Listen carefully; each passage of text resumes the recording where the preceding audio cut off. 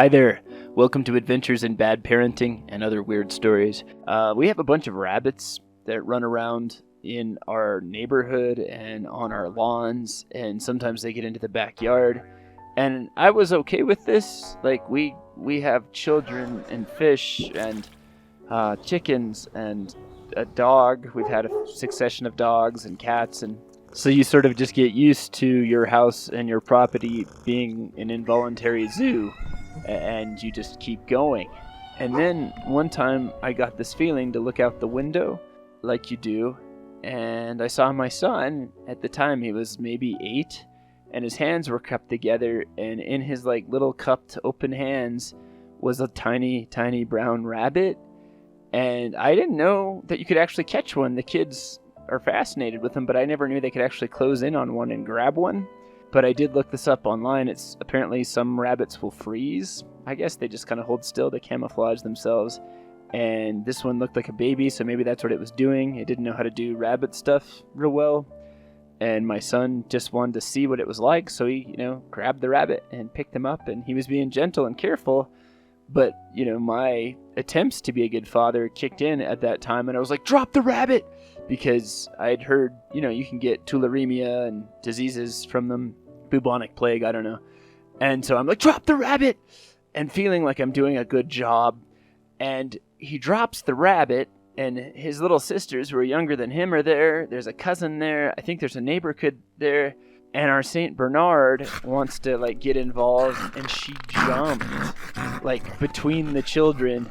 It was like a Secret Service agent trying to stop a bullet, but it wasn't stopping a bullet. The dog, went down and, got the rabbit in its mouth, and the rabbit screamed, which, if you don't know, that's not just, something people talk about. I've heard it. It was the worst encounter with nature I've ever had. It was awful. And you hear the dog's jaws crunch on this poor rabbit.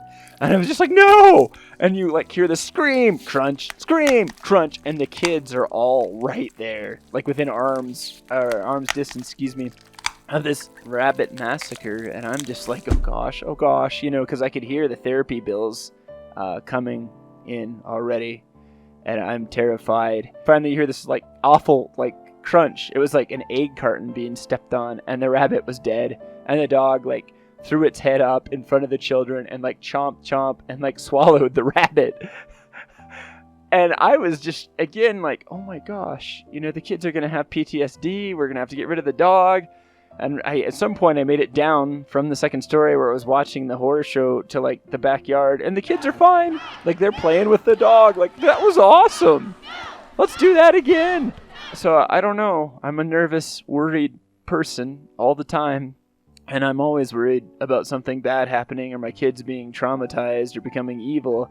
But they seem to deal with that real well, and maybe that's indicative that they're already evil, just to make things a little bit more interesting, which is what children are wont to do. I don't remember when it happened, but at some point, after the rabbit massacre, when the kids are just happily playing with this rabbit-killing dog, my son, who I think I'd said, get in the house, wash your hands real good, soap and water all the way up to your elbows, get clean, so he wouldn't get some horrible thing from that recently parted rabbit. He was licking his hands.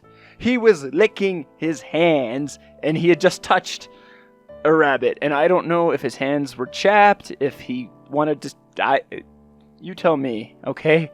But he was licking his hands, so that made things just all the more interesting. And that's called parenting. But I wish anyone that has kids or is about to have them the best of luck, because it's a hard road to plow. Please keep trying. Please keep trying to be good dads and moms, and also good grandparents and good people in the lives of young people, because not a single one of us out there knows what the heck we are doing. Anyway, have a good day. Please stay tuned for our next episode. Bye.